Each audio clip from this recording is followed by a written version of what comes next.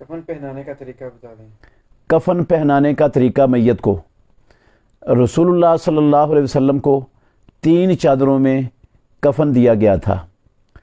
تو سنت 3 چادریں ہی ہیں، مردوں کے لیے بھی یہی سنت ہے اور خواتین کے لیے بھی راجح قول کے مطابق یہی سنت ہے۔ بعض اہل علم خواتین کے لیے 5 کپڑوں کا نام لیتے ہیں، لیکن 5 کپڑے کسی بھی صحیح حدیث سے وہ ثابت نہیں ہوتے۔ رسول اللہ صلی اللہ علیہ وسلم کی سنت وہ 3 کپڑے ہی ہیں، 3 چادریں ہیں، اور طریقہ یہ ہوتا ہے کہ تینوں چادروں کو آپ بچھا دیں چارپائی پر۔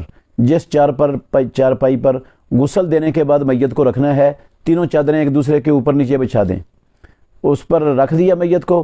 پھر جو سب سے قریب والی میت کے جسم کے ساتھ لگی ہوئی چادر ہے اس کو لپیٹ دیں، پہلے بائیں سائڈ لپیٹ دیں اور پھر دائیں سائڈ اس کے جسم پر لپیٹ دیں، پھر اسی طرح باقی چادروں کو جو ہے نا وہ اس کے اوپر لپیٹ دیں، اور درمیان میں اور سر کی طرف اور پاؤں کی طرف گریں لگا دیں تاکہ وہ کفن کھل نہ سکے۔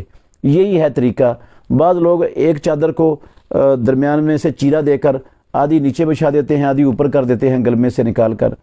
یہ تو مجھے حدیث میں نہیں ملا، کوئی ایسا کر لے تو گنجائش ہے، ایسا نہ بھی کرے تو مسئلہ کوئی نہیں ہے، 3 چادریں بچھا کر اس کے اندر لپیٹ دیں، یہی کفن ہے۔